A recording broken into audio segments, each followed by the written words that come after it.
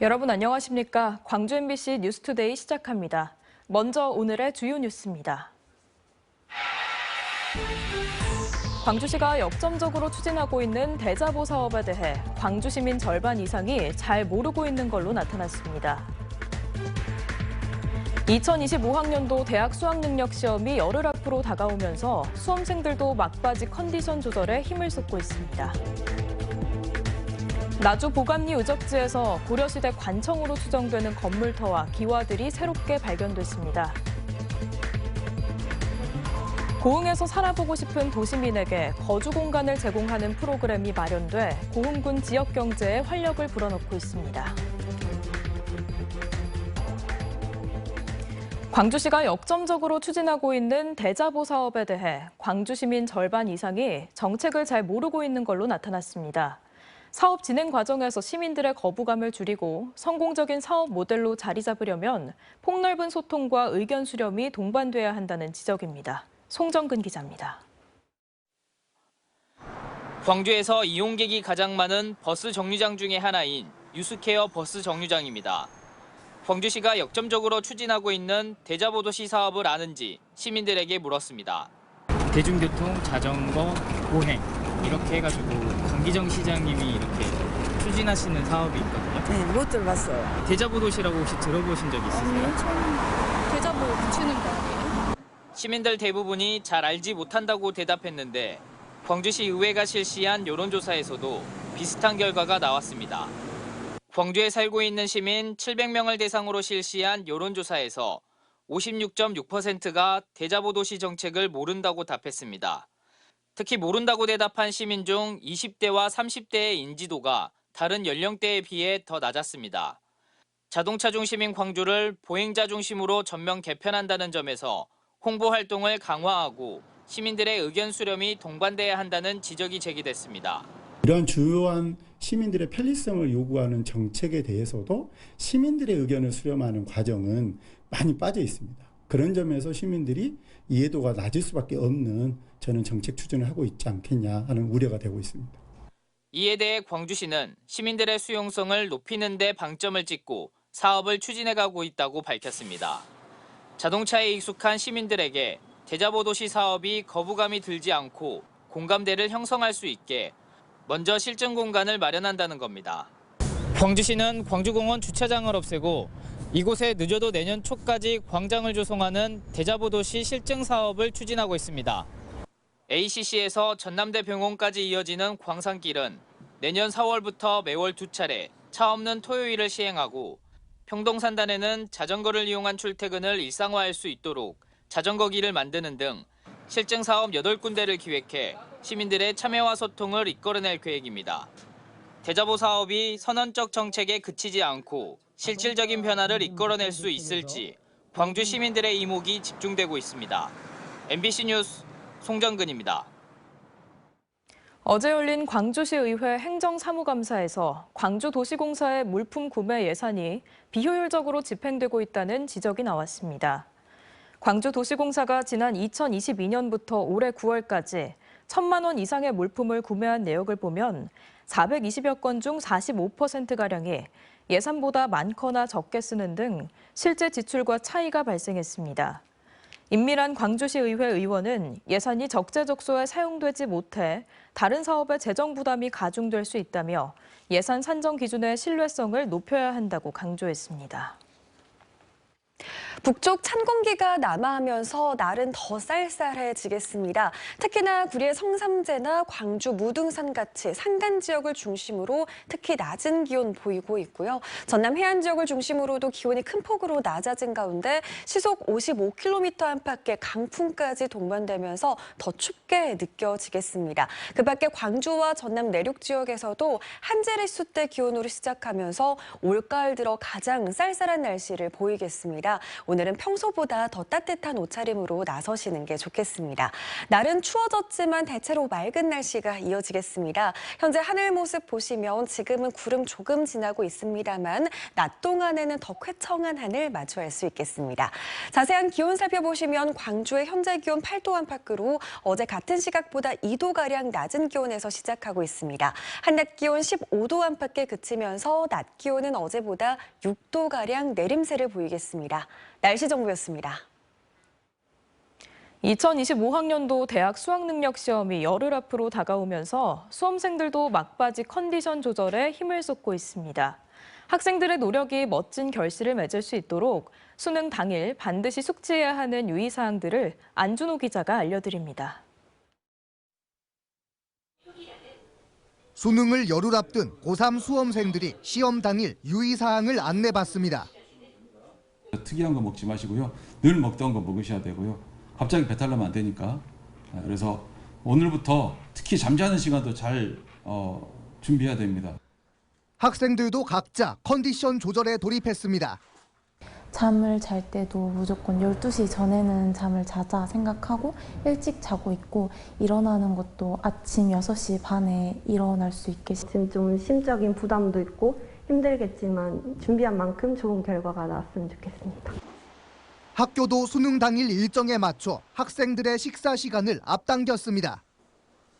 수능 점심시간 12시부터이기 때문에 저희 학교가 4교시 끝나고 밥을 먹는데 이번 주부터는 3교시 끝나고. 수험생은 시험 당일 오전 8시 10분까지 수험표와 신분증을 지참해 고사장에 도착해야 합니다. 시험 종료 이후에 답안지 작성은 부정행위로 간주돼 특히 주의할 점. 휴대전화와 블루투스 이어폰 등 전자기기는 반입이 금지되고 전자식 화면 표시기가 없는 아날로그 시계는 지참이 가능합니다. 매년 전자기기로 인한 부정행위 사례가 발생하고 있습니다. 수험생 여러분, 시침, 분침, 그리고 초침이 있는 아날로그 시계를 꼭 준비하시고 그 이외의 전자기기는 가져오지 마시기를 당부드립니다. 올해 수능의 지역 응시자는 전남 13,941명, 광주 16,846명 등 모두 37,000여 명. 수능 하루 전인 13일에는 예비 소집이 실시될 예정입니다. 길었던 학창시절 배움의 마무리를 위해 마지막 열정을 불태우고 있는 학생들. 학생들의 노력이 멋진 결실로 맺어지길 응원합니다. MBC 뉴스 안준호입니다. 나주 보감리 유적지에서 고려시대 관청으로 추정되는 건물터와 기와들이 새롭게 발견됐습니다. 국립나주문화유산연구소에 따르면 나주 보감리 유적지를 발굴 조사한 결과 3동 이상의 고려시대 건물터와 행정지명인 회진현관 등의 글자가 새겨진 기와 등이 발견됐습니다. 연구소는 발견된 기와들이 고려시대 관청 자재용 물품으로 보인다며 보감리 일대가 당시 지역을 관할하는 관청지의 일부였음을 확인할 수 있다고 밝혔습니다. 광주 장애인차별철폐연대는 어제 기자회견을 열고 4대 장애인 권리법안의 연내 통과를 촉구했습니다. 단체는 윤석열 정부 들어 장애인의 자립생활 권리가 총체적으로 후퇴하고 있다며 장애인은 시설에 격리되어야만 하는 무능한 존재가 아니며 장애인 권리법안은 인간으로서 누려야 하는 보통의 삶을 위한 것이라고 말했습니다. 그러면서 22대 국회는 회기 내로 교통약자 이동권 보장법 등 4대 장애인 권리 법안을 제정하라고 요구했습니다.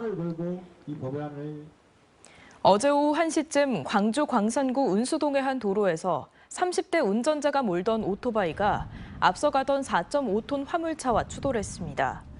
이 사고로 오토바이 운전자가 병원으로 이송됐지만 숨졌습니다.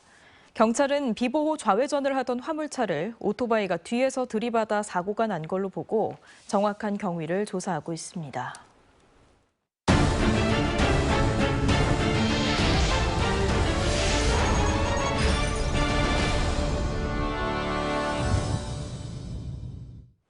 고흥에서 살아보고 싶은 도시민에게 거주 공간을 제공하는 프로그램이 있습니다.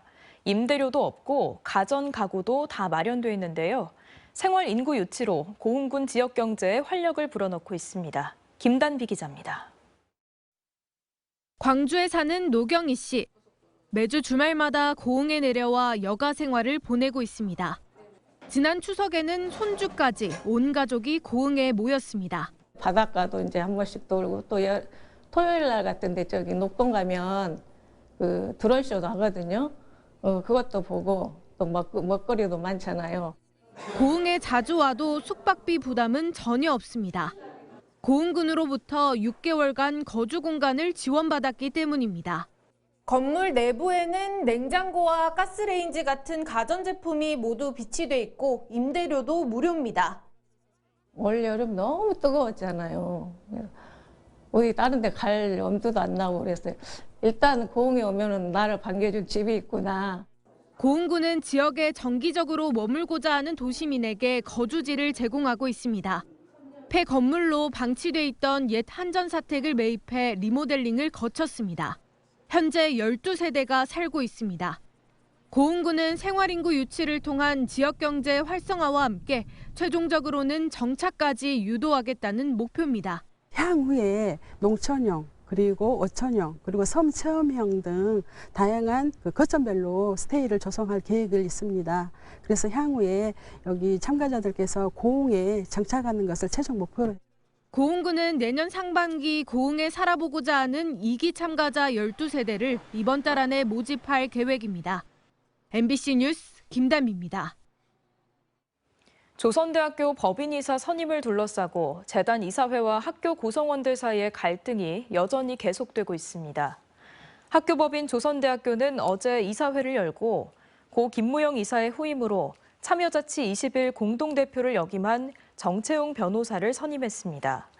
이에 대해 범조선인 대책위원회는 낙하산식 이사 선임을 반대한다며 이사장의 퇴진과 보궐이사 선임을 중단하라고 촉구했습니다. 광주 지역 사립고등학교의 기간제 교사 비율이 공립학교보다 9배나 많은 걸로 나타났습니다. 광주시 교육청에 따르면 광주 지역 사립고등학교 43곳의 기간제 교사는 822명으로 공립고등학교 80명에 비해 9배나 많았습니다.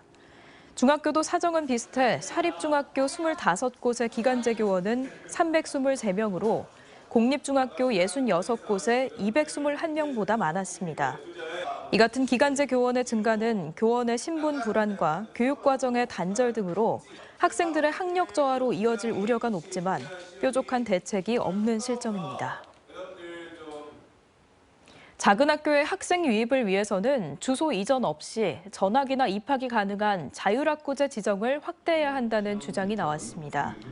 광주시의회 홍기월 의원은 어제 광주시 교육청 대상 행정사무감사에서 농촌 소규모 학교를 유지시키는 건 지방 소멸에 대응하는 최선책이라며 자율학구제 확대와 학교 지원이 조화롭게 이루어진다면 학교가 활력을 띨 것이라고 말했습니다. 또 도심 소규모 학교의 경우 통합구역이 정해져 있어 자율학구제 지정을 위해 관련 규정을 개정해야 한다고 덧붙였습니다. 신안군이 전 세계 230개 도시가 경쟁하는 2024 리브컴 어워즈 결선에 진출했습니다. 이집트 카이로에서 열리는 결선에 참석하는 신안군 대표단은 지금까지의 성과를 바탕으로 도시 활성화 모델을 발표할 예정입니다. 신광아 기자가 보도합니다. 유네스코 세계유산으로 지정된 신안갯벌. 생태 보고로 평가되는 우리나라 갯벌의 80%를 차지하고 있습니다. 퍼플섬으로 유명한 반월박지도는 UN 최우수 관광마을로 선정돼 자연생태 관광의 보고로 평가되고 있습니다. 생태와 환경, 문화보존, 주민교육 등의 ESG 지속가능 요소들을 도입해 추진한 결과가 국제적인 평가를 받고 있습니다. 기후변화에 대한 농업의 변화를 또 시도하고 있고 주민들도 거기에 대해서 많이 인식하고 있기 때문에 살기 좋은 도시 만들기는 전 세계 도시들의 공통된 목표입니다. 1997년부터 시작해 UN 환경교획이 공인한 리브컴 어워즈는 지속가능한 도시를 만드는 전 세계 국가들이 경쟁하는 공간입니다. 올해도 230개국이 경쟁해 30개 도시가 이집트 수도 카이로에서 열리는 본선에 올랐습니다.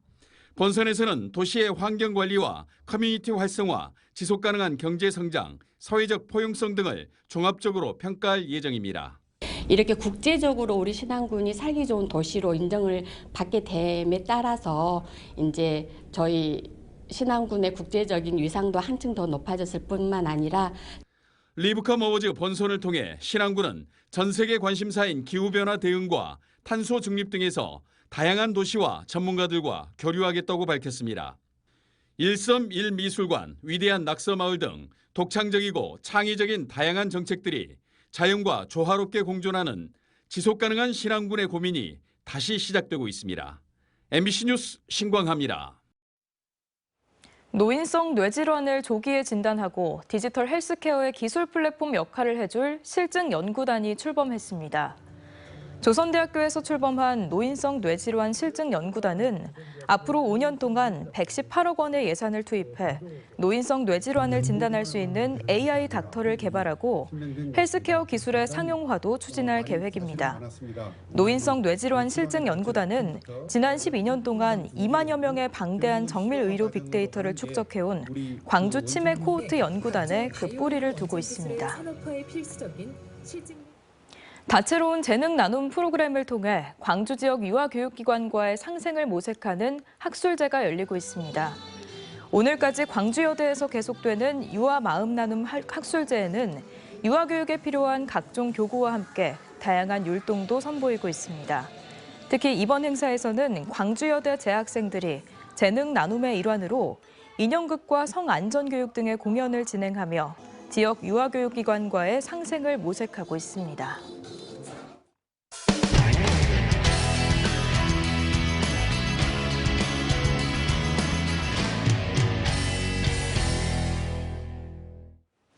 (30여 년) 전 식량 자급 확대를 위해 추진된 새만금 개발 사업이 요즘 물 때문에 난립니다. 방조제 안쪽으로는 농사에 쓰기 어려운 바닷물이 일부 넘나들어서 결국 외부에서 용수를 끌어와야 하는데요. 올해 윤석열 대통령이 전폭적인 예산 지원을 약속하긴 했지만 내년도 예산은 무슨 일인지 죄다 깎여나갔습니다. 전주문화방송 조수영 기자가 취재했습니다. 국가 식량 안보를 책임지는 전진 기지로 키울 거라는 새만금 농생명 용지는 여의도의 33배. 웬만한 시군구 단위 행정구역과도 맞먹는 규모입니다. 하지만 물이 공급되지 않는다는 게 결정적인 한계입니다. 이처럼 비가 내려야 농사 지을 수 있는 사료작물 재배단지를 조성해 반쪽짜리 운영을 하는 실정입니다. 용수가 공급되려면 20km 넘게 떨어진 저수지 물을 끌어오는 대규모 공사가 필요합니다. 그래서 지난 7월 전북권 민생토론회에서 윤석열 대통령은 새만금이 첨단 미래 농업의 전진기지가 되도록 4,500억 원 규모의 농업용수 공급 사업을 추진해서 대통령의 공개 발언으로 사업이 본격 급물살을 탈 것으로 보였지만 당장 내년도 예산안엔 단 한 푼도 반영된 게 없습니다. 지역이 요구하고 관련 부처가 필요하다고 판단한 예산 100억여 원을 기획재정부가 모조리 삭감했습니다. 정부 부처끼리 농생명 용지 활용을 둘러싸고 엇박자를 내고 있기 때문입니다. 농림부는 수입 의존도가 높은 밀과 콩 등을 대규모로 재배하는 곡물단지 조성 계획을 고수하는 반면 새만금 개발청은 산업단지 확장을 위한 용도 전환을 촉구하며 입장이 팽팽합니다. 새만금 개발의 밑그림인 기본 계획도 내년에 또 바뀔 예정이어서 새만금 용수 공급에 4,500억을 쏟아부을 거란 대통령의 호언 장담과 달리 정부 스스로 확신이 없는 겁니다. 예산이 이대로 확정되면 오는 2027년까지인 1차 용수 공급 계획부터 각종 생산단지와 시설 운영까지 줄줄이 차질이 불가피합니다. 수년돼서 2029년에나 완료가 돼서 2, 3년은 그냥 농생명용지 용수 공급 없이 새만금의 농업용수를 정상적으로 공급했을 때 추정되는 영농 수익은 연간 1,847억 원에 달합니다. 결론적으로 사업이 지연될수록 매년 수천억 가까운 손실만 쌓여가는 셈입니다. MBC 뉴스 조수영입니다. 부산에는 전국에서 50층 이상 초고층 건물이 가장 많은데요. 앞으로도 계속 들어설 전망입니다. 10곳 중 9곳 정도는 주거시설이고 대부분 해안가에 집중돼 있는데 정책 개선이 필요하다는 지적이 나옵니다. 부산문화방송 박준호 기자가 취재했습니다. 해운대구 제성동 옛 한진 CY부지.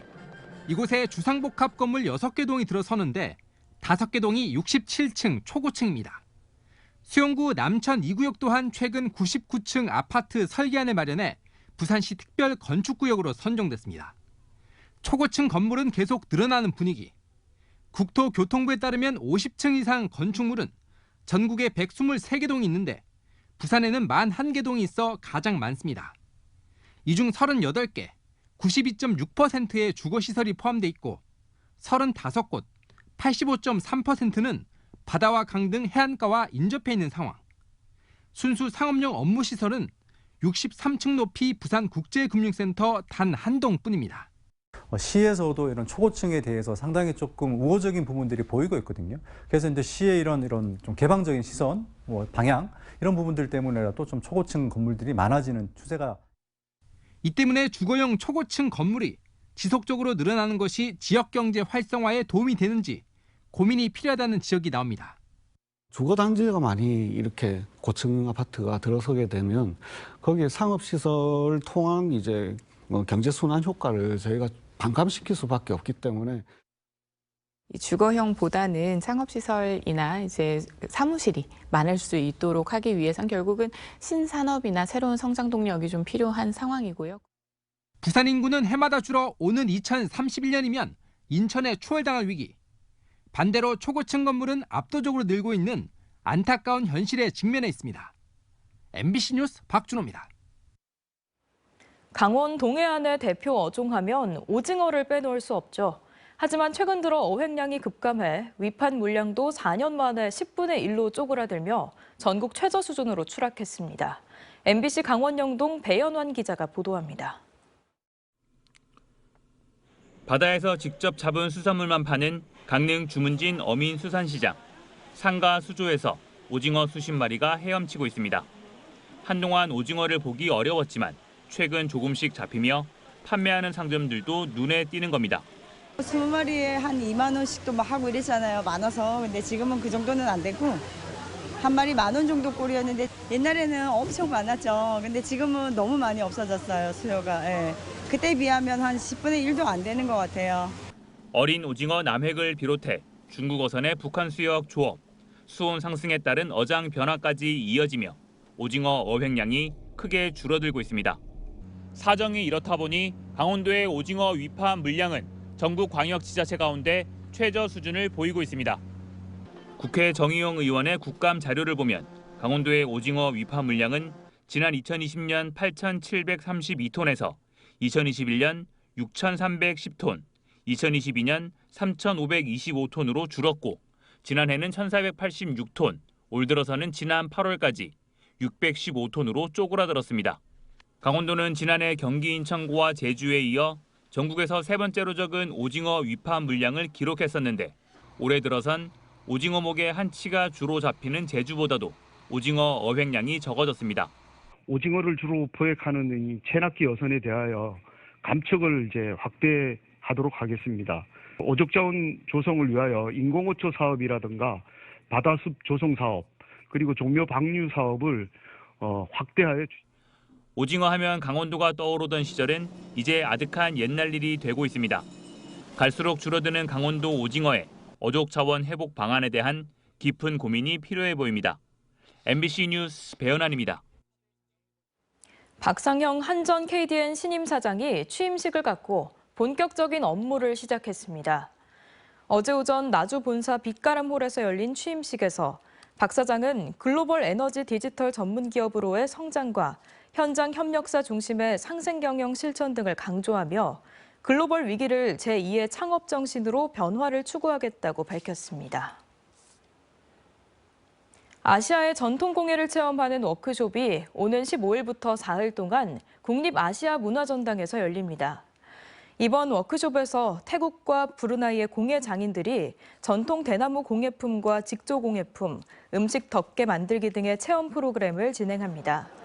워크숍 참여는 중학생 이상이 할 수 있고 국립아시아문화전당 누리집에서 신청하면 됩니다.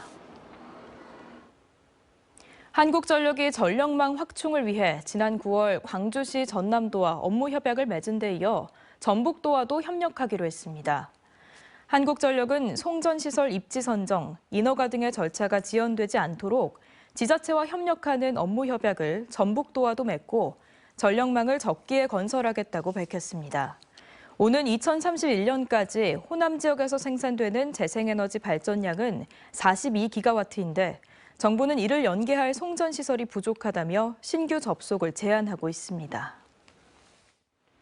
북쪽 찬 공기가 남하하면서 날은 쌀쌀해지겠습니다. 특히나 구례 성삼재와 광주 무등산과 같이 산간 지역을 중심으로 낮은 기온을 보이고 있고요. 전남 해안 지역을 중심으로도 기온이 큰 폭으로 낮아진 가운데 시속 55km 안팎의 강풍까지 동반하면서 더 쌀쌀하게 느껴지겠습니다. 이 밖에 광주와 전남 내륙 지역을 중심으로도 한 자릿수대 기온으로 시작하면서 올가을 들어 가장 추운 날씨를 보이는 지역이 많겠습니다. 오늘은 평소보다 더 따뜻한 옷차림으로 나서시는 게 좋겠습니다.